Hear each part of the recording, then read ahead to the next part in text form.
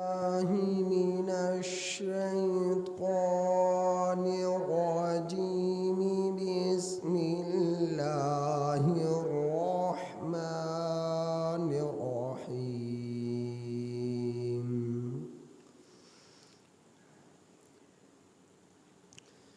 فبظلم من الذين هادوا حرمنا عليهم طيبات أحلت لهم وبصدهم عن سبيل الله كثيرا وأخذهم الربا وقد نهوا عنه وأكلهم أموال الناس بالباطل وأعتدنا للكافرين منهم عذابا أليما. لكن الراسخون في العلم منهم والمؤمنون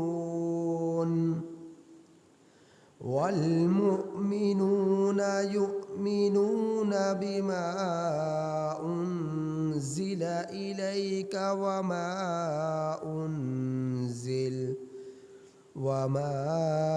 أنزل من قبلك والمقيمين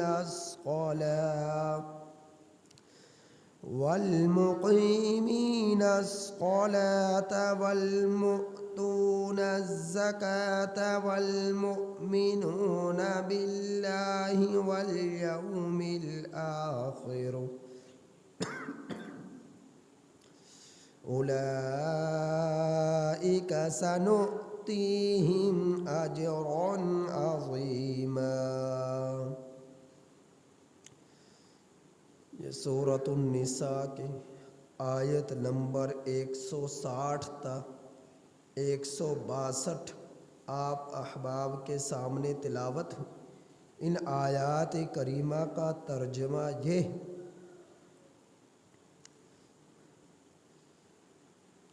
فَبِظُلْمٍ،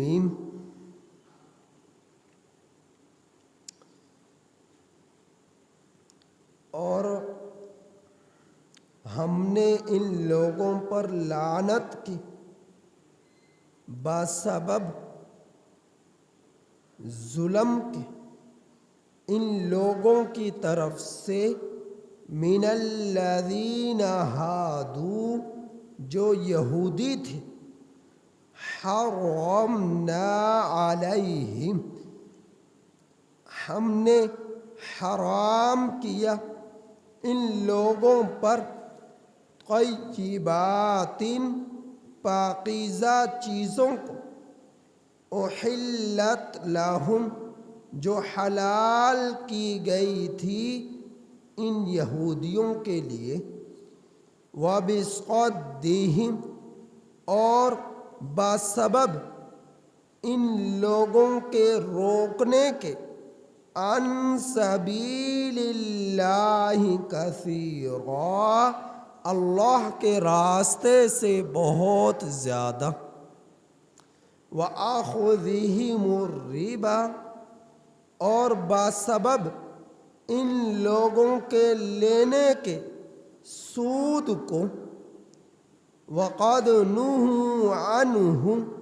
حالانکہ تحقیق ان لوگوں کو سود لینے سے منع کیا گیا تھا، وَأَكْلِهِمْ، اور بسبب ان لوگوں کے کھانے کے، اموال الناس، لوگوں کے مال، بالباطل، ناحق طور پر، وَأَعْتَدْنَا، اور ہم نے تیار کر رکھا ہے للکافرین، کافروں کے لیے، منہم، ان لوگوں میں سے، عذاباً علیما، دردناک عذاب۔ لیکن الراسخون، لیکن وہ لوگ جو پختہ ہیں، فی العلم، علم میں، منہم، ان لوگوں میں سے، یعنی یہودیوں میں سے، والمؤمنون، اور ایمان لانے والے ہیں، یؤمنون، جو ایمان لاتے ہیں،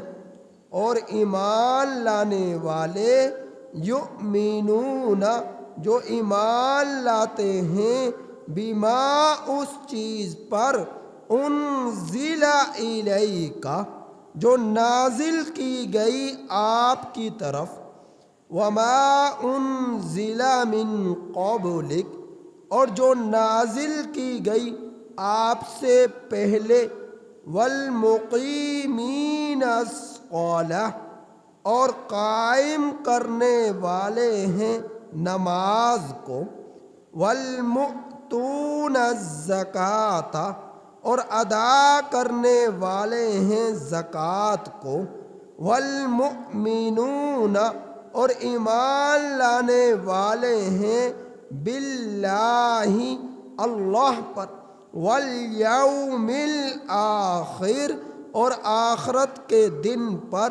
اولئک سنؤتیہم، یہی لوگ ہیں، ان قریب ہم ان لوگوں کو دیں گے،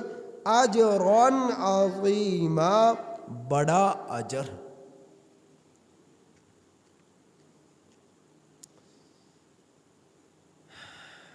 گزشتہ درس میں آپ احباب یہ بات سن چکے تھے کہ یہودیوں نے، اہل یہود نے کس طرح حضرت عیسیٰ علیہ السلام، جو اللہ رب العزت کے برگزیدہ پیغمبر تھے اور اللہ کے نیک بندے تھے، اللہ کے پیغمبر تھے، اور جن کی والدہ حضرت مریم اللہ کی نیک بندی تھی، کس طرح اہل یہود نے ان پر الزام لگایا اور ان کی والدہ پر الزام لگایا، اور ان کے بیٹے حضرت عیسیٰ علیہ السلام کی تکذیب کی، اور والدہ پر الزام لگایا، اور ناشائستہ قسم کے الفاظ، ناشائستہ قسم کی گفتگو ان کے حق میں ان اہل یہود نے کی، اور ایسی گفتگو کی، ایسے الفاظ استعمال کیے جو عام انسان کے لیے بھی استعمال کرنا نامناسب ہے، اور دنیا کے اندر ایسی بات ہوا ہی کرتی ہے۔ اور یہ معاملہ جو حضرت عیسیٰ علیہ السلام کی والدہ کے ساتھ ہوا، اور آپ کے لیے ناشائستہ قسم کے، نامناسب قسم کے الفاظ اہل دنیا کے یہودیوں نے کیے، اسی طرح کے الفاظ اور بہتان تراشیاں منافقین نے حضرت عائشہ صدیقہ رضی اللہ تعالی عنہا کے لیے بھی استعمال کی، کہ جو نبی کریم صلی اللہ علیہ وسلم کے زوجہ ہیں، آپ صلی اللہ علیہ وسلم کی زوجہ ہیں، طاہرہ ہیں، پاکیزہ ہیں، پاکیزہ خاتون تھی، پاکیزہ امہات المؤمنین میں سے امت کی ماں تھی، اس کے لیے منافقین عرب نے الفاظ ناشائستہ قسم کے استعمال کیے اور بہتان تراشی کی، بہتان لگایا، جس بہتان کی بنا پر 1 مہینے تک اللہ کے رسول صلی اللہ علیہ وسلم پریشان رہے، اور اس قسم کے کا شدت کا پروپیگنڈا اختیار کیا کہ منافق اہل یہود بہت تان تراشی میں جو مبتلا تھے وہ تو تھے ہی، لیکن اس طرح کے شدت کے پروپیگنڈے کی بنا پر بعض مسلمان بھی ان کی باتوں میں آ گئے اور یقین کرنے لگے کہ واقعتاً ایسا ہو چکا، جن میں حضرت حسان بن ثابت رضی اللہ تعالیٰ عنہ جو مشہور شاعر تھے وہ بھی اس بات کا یقین کرنے لگے، حالانکہ جلیل القدر صحابی رسول صلی اللہ علیہ وسلم تھے، کہ ہو سکتا ہے ایسا ہو گیا ہو۔ حضرت مصطح رضی اللہ تعالیٰ عنہ جو حضرت ابو بکر صدیق رضی اللہ تعالی عنہ کے کزن تھے، چچا زاد بھائی تھے، تو وہ بھی اور بدری صحابی تھے تو وہ بھی اس غلط فہمی میں مبتلا ہو گئے، اور حضرت حمنہ بنت جہش رضی اللہ تعالی عنہ جو نبی کریم صلی اللہ علیہ وسلم کی سگی پھوپھی کی بیٹی تھی اور نبی کریم صلی اللہ علیہ وسلم کی سالیہ بھی تھی، تو وہ بھی اس غلط فہمی میں مبتلا ہو چکی تھی۔ تو اندازہ کریں کس قدر شدت کا یہ پروپیگنڈا تھا، جو مضبوط اور پکے مسلمان تھے وہ بھی غلط فہمی میں مبتلا ہو گئے۔ حضرت عائشہ صدیقہ رضی اللہ تعالی عنہا پر جو بہتان لگایا گیا اس بہتان کی غلط فہمی میں یہ احباب بھی مبتلا ہو چکے تھے، اور نبی کریم صلی اللہ علیہ وسلم 1 مہینے تک پریشان رہے۔ کیا گزری ہوگی نبی کریم صلی اللہ علیہ وسلم پر، اور کیا گزری ہوگی حضرت عائشہ صدیقہ رضی اللہ تعالیٰ عنہ پر جو رو رو کر 1 مہینہ گزار دیا، اور کیا گزری ہوگی حضرت سیدنا ابو بکر صدیق رضی اللہ تعالیٰ عنہ پر۔ تو آپ اندازہ کریں، تو اللہ رب العزت نے پورے 2 رکوع سورۃ النور میں حضرت عائشہ صدیقہ رضی اللہ تعالی عنہ کی پاکیزگی پر 1 مہینے کے انتظار کے بعد اتارے، جس میں آپ کی پاک دامنی بیان کی گئی ہے۔ تو دنیا میں باتیں کرنے والے جب باتیں کرنے پر آتے ہیں تو نبیوں کو بھی نہیں بخشتے، نبیوں کو بھی معاف نہیں کرتے، اللہ کے ولیوں کو بھی معاف نہیں کرتے۔ جب بات کرنے پر آتے ہیں تو کوئی اس چیز کا کوئی ان کو احساس نہیں ہوتا کہ کس کے بارے میں بات ہو رہی ہے، کس اللہ کے ولی کے بارے میں جو ہے بہتان تراشی اختیار کی جا رہی ہے، ان چیزوں کا بالکل خیال نہیں کیا جاتا۔ تو الزام تراشی کرنے والے الزام لگا دیتے، حالانکہ صحابہ اکرام رضی اللہ تعالیٰ علیہم اجمعین بڑے پکے اور ٹھکے مسلمان تھے، اس کے باوجود ان منافقین میں کی باتوں میں آ کر بعض صحابہ اکرام رضی اللہ تعالیٰ علیہم اجمعین غلط فہمی کا شکار ہو گئے۔ اور پھر انکار کرنے والے، جس طرح کہ حضرت عیسیٰ علیہ السلام کا انکار کیا، تو نبی کریم صلی اللہ علیہ وسلم کے انکار کرنے والوں میں اہل یہود پیش تھے، اور حالانکہ اہل یہود میں جو اسلام لانے والے تھے، مسلمان ہونے والے تھے، جس طرح کہ حضرت سلمان فارسی رضی اللہ تعالیٰ عنہ فرماتے تھے کہ آپ صلی اللہ علیہ وسلم کو اپنے اولادوں سے بھی بڑھ کر پہچانتے تھے۔ آپ کی رسالت کا یقین ہونے کا، آپ کی رسالت پر یقین ہونے کا اس قدر ان کو پختہ یقین تھا کہ اپنی اولادوں سے بھی زیادہ آپ کی رسالت کو پہچانتے تھے، رسول ہونے کو پہچانتے تھے۔ قرآن کریم میں بھی جس کے بارے میں ارشاد فرمایا، یعرفونہ کما یعرفون ابناءہم، وہ لوگ اس طرح پہچانتے تھے جس طرح کے اپنے بیٹوں کو۔ اور پھر ایک روایت میں تو یہاں تک ارشاد فرمایا، حضرت سلمان فارسی رضی اللہ تعالیٰ عنہ نے کہ ہمیں اپنے بیٹوں کے بارے میں شک ہو سکتا تھا کہ ہو سکتا ہے کہیں چھپ کر ہماری بیویوں نے خیانت کی ہو اور اب خیانت کے نتیجے میں اولاد ہوئی ہو، اس بارے میں تو شبہ کیا جا سکتا ہے، لیکن اللہ کے رسول صلی اللہ علیہ وسلم کے بارے میں ذرا بھر بھی سچے پیغمبر ہونے کے بارے میں شائبہ اور شک نہیں کیا جا سکتا۔ اس قدر آپ صلی اللہ علیہ وسلم پر ٹھوس دلائل تھے، پختہ یقین تھا، لیکن ایمان لے کر نہیں آئے تو ضد اور اناد کی بنا پر لے کر نہیں آئے۔ حالانکہ اہل یہود جب تک آپ صلی اللہ علیہ وسلم تشریف نہیں لائے، جنگیں اور قتال دشمنوں سے کیا کرتے تو نبی کریم صلی اللہ علیہ وسلم کے نام کا واسطہ دے کر جنگوں میں فتوحات حاصل کیا کرتے تھے۔ یہ عالم تھا اہل یہود کا، لیکن جب آپ صلی اللہ علیہ وسلم تشریف لائے تو اہل یہود نے سب سے زیادہ نقصان پہنچایا، تکلیف پہنچائی، منافقت اختیار کی،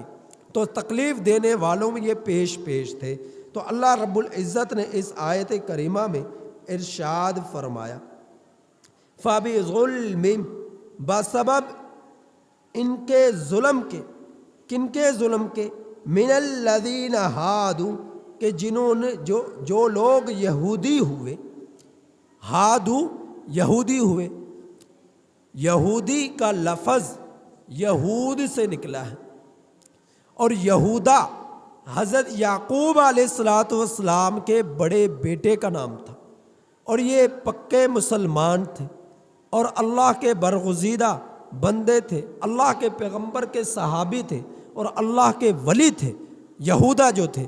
تو یہودا کی نسبت سے یہ قوم یہود سے مشہور ہوئی، یہودی کہلائی۔ اور دوسرا یہ کہ اہل یہود یعنی بنی اسرائیل میں لوگوں نے بار بار اپنے رب کی نافرمانیاں کی،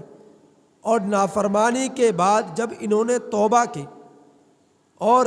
اللہ رب العزت سے استغفار کیا، معافی مانگی، رجوع کیا، توبہ کی،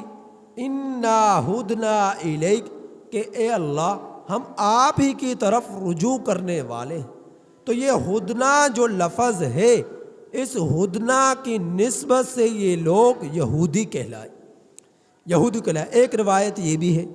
کہ انہوں ہدنا سے لفظ یہودی نکلا، اس وجہ سے ان لوگوں کو یہودی کہا جاتا ہے۔ تو اللہ تعالیٰ فرما رہے ان لوگوں پر لعنت ہوئی بسبب ظلم کے، کہ ان یہودیوں نے جو کیا، کیا ظلم کیا؟ کہ اللہ کے رسولوں کی تکذیب کی، اللہ کے رسولوں کو ستایا، حتیٰ کہ شہید تک کیا گیا۔ اہل یہود نے شہید تک کیا اللہ کے پیغمبروں کو۔ تو اللہ تعالیٰ فرما رہے ان کے بار بار اس ظلم کی وجہ سے، نافرمانی کی وجہ سے، کفر کی وجہ سے، رب کے حکموں کو توڑنے کی بنا پر ہم نے کیا کیا؟ حرمنا علیہم، ان لوگوں پر حرام کر دیا، طیبات، پاکیزہ چیزوں کو، احلت لہم، جو ان لوگوں کے لیے حلال کی گئی تھی۔ وہ پاکیزہ چیزیں کیا تھی؟ اللہ رب العزت نے 8ویں پارے میں اس کا بیان فرمایا کہ وہ پاکیزہ چیزیں، وَعَلَى الَّذِينَ هَادُوا حَرَّمْنَا كُلَّ ذِي ظُفُرٍ، اللہ رب العزت نے یہودیوں پر حرام کیا ہر ناخن رکھنے والے جانوروں کو، وہ جانور جن کے ناخنوں میں جو ہے تفریق نہیں ہوتی، جن کے ناخن جڑے ہوئے ہوتے ہیں، جڑے ہوئے ہوتے ہیں پاؤں سے، پنجے سے، جس طرح کے اونٹ ہیں، شتر مرغ ہیں۔ اور اسی طرح پر وَمِنَ الْبَقَرِ، گائے، وَالْغَنَمِ، اور بکریاں وغیرہ، گائے بھینس اور بکریاں وغیرہ، ان چیزوں کو حرام قرار دے دیا ان لوگوں کے لیے کہ یہ کھانی اب ان لوگوں کے لیے ممنوع ہے۔ اور اسی طرح پر حرمنا علیہم، ان لوگوں پر حرام کر دیا شحومہما، ان جانوروں کی چربیوں کو، جانوروں کی چربیوں کو،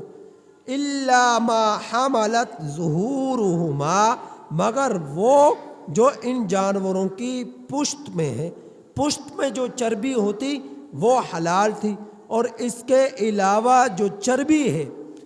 جتنی بھی بدن میں، وہ چربی بھی ان لوگوں کے لیے حرام کر دی گئی۔ اول حوایا، اور اسی طرح پر ان جانوروں کا گوشت بھی، او مختلط بعظم، اور اسی طرح پر ان کی ہڈیاں پر جو چربی چڑھ جاتی ہے اس چربی کو بھی ان جانوروں پر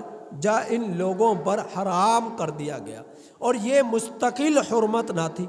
عارضی طور پر اللہ تعالیٰ نے ان جانوروں کے گوشت اور ان کی چربی کو حرام قرار دیا کہ یہ لوگ باز آ جائیں اپنی حرکتوں سے، نافرمانیوں سے، ہر دھرمی سے، عارضی طور پر حرام قرار دیا گیا۔ بالکل اسی طرح جس طرح کہ آج کے زمانے میں بھی اگر کسی گورنمنٹ کو، حکومت کو خدشہ ہو کسی قوم سے، کچھ لوگوں سے، کہ یہ جو ان کی اجتماع ہوگا،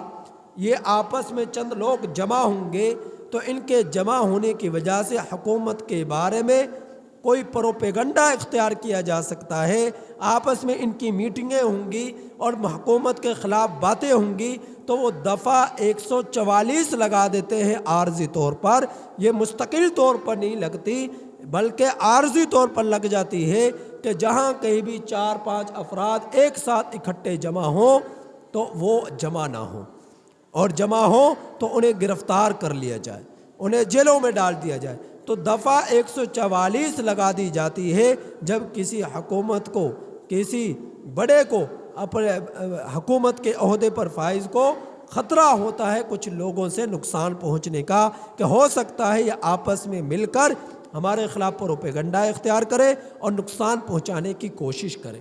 تو عارضی طور پر یہ دفعہ 144 لگا دی جاتی ہے۔ تو اسی طرح پر اللہ رب العزت نے ان لوگوں پر جانوروں کی چربیوں کو، جانوروں کے گوشت کو عارضی طور پر حرام کیا کہ ہو سکتا ہے یہ توبہ تائب ہو کر اپنے رب سے معافی مانگ کر اپنی بری حرکتوں سے، اپنے ظلم سے یہ لوگ باز آ جائیں۔ تو اللہ رب العزت نے اس طرح ان کے ساتھ معاملہ فرمایا اور حرمت کا حکم نازل فرمایا، اور اس وجہ سے بھی وَبِصَدِّهِمْ عَنْ سَبِيلِ اللَّهِ كَثِيرًا،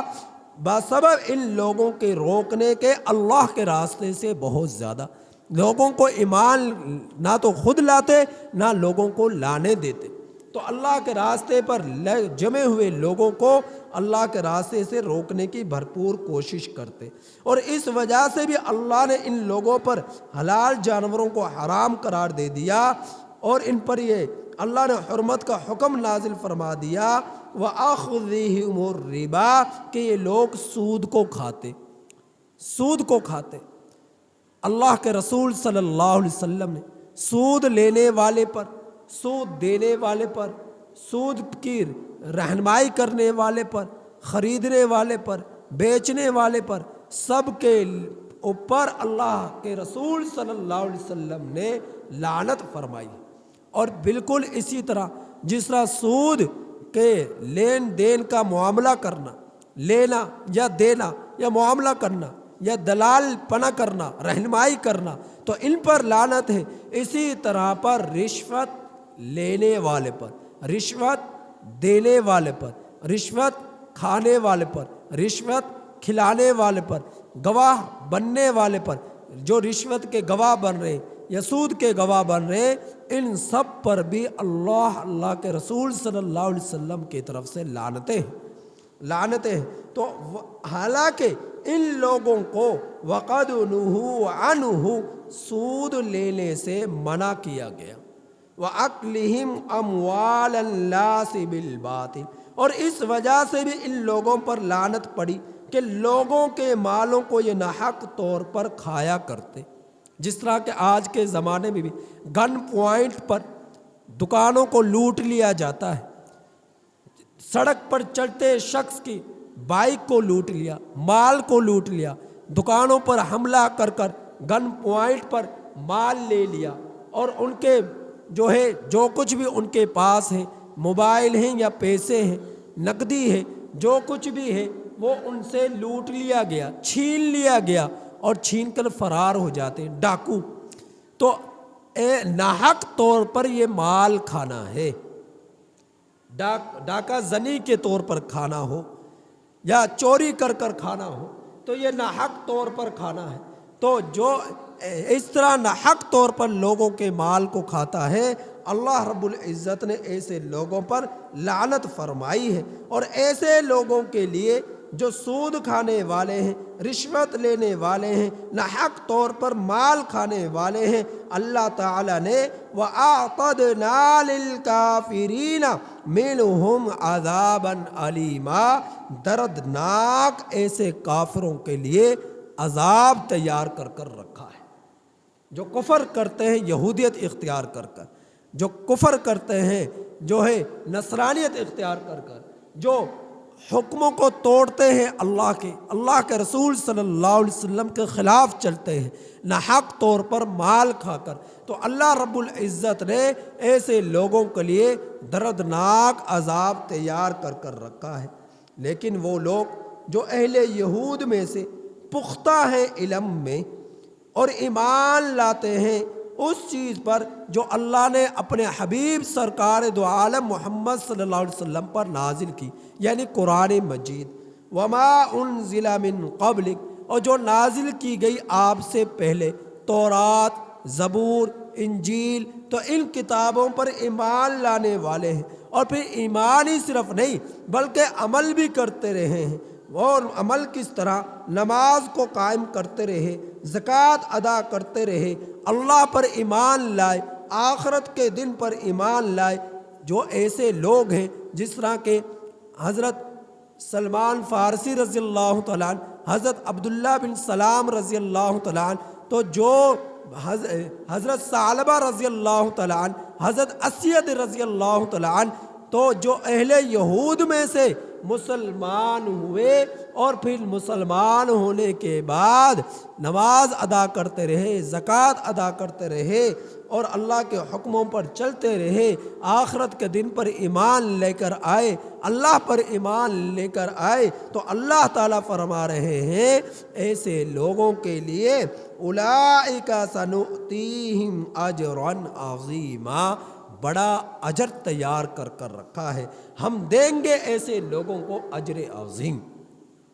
لیکن جو ایمان لانے والے نہیں ہیں، اللہ رب العزت نے ان کی سزا کا بھی بیان کر دیا کہ ان کے لیے دردناک عذاب تیار کر کر رکھا ہے۔ اور جو ایمان لانے والے ہیں، اللہ کے رسول کے حکموں پر چلنے والے ہیں، ایسے لوگوں کے لیے اجر عظیم اللہ تعالیٰ کل قیامت کے دن دیں گے۔ تو یہ ان آیات کریمہ میں اہل یہود کی کج رویوں کا تذکرہ تھا، کج رویوں کا تذکرہ تھا، ان کی شرارتوں کا تذکرہ تھا، ان کی بہتان تراشیوں کا تذکرہ تھا، جس کے اندر یہ لوگ مبتلا تھے۔ اور آج بھی یہ لوگ مسلمانوں کو نقصان پہنچانے کے در پر ہیں، نقصان پہنچانے کے در پر ہیں۔ جہاں پر یہ دیکھا جائے کہ اہل یہود سے، مشرکین سے، نصارہ سے اہل اسلام کو نقصان پہنچے گا، وہیں سے ان سے دوریاں اختیار کی جائے، تو اسلام کو مد نظر رکھا جائے، ایمان والوں کو مد نظر رکھا جائے۔ جہاں ایمان اور اسلام کو ایمان والے اور اسلام کو نقصان پہنچنے کا خدشہ ہے، وہیں سے ان سے دوریاں اختیار کر لی جائے، ان سے کسی بھی طرح کے ہدیے قبول نہ کی جائیں۔ جہاں نقصان ہے کہ بھئی یہ اسلام کو، مسلمانوں کو نقصان پہنچائیں گے، لیکن جہاں اس چیز کا پختہ یقین ہے کہ ایسا نہیں ہوگا، تو تعلقات رکھنے میں کوئی حرج نہیں، لین دین کے معاملات رکھنے میں کوئی حرج نہیں، لیکن ایسی دوستیاں نہ ہوں کہ جس دوستیوں کی بنا پر تم لوگ اپنے ہاتھوں سے، اپنے قلوب سے ایمان ہی کو فروخت کر ڈالو، ایمان ہی کو بیچ ڈالو اور تمہیں پتہ ہی نہ چلے۔ اللہ سے دعا ہے کہ اللہ تعالیٰ عمل کی توفیق عطا فرمائے۔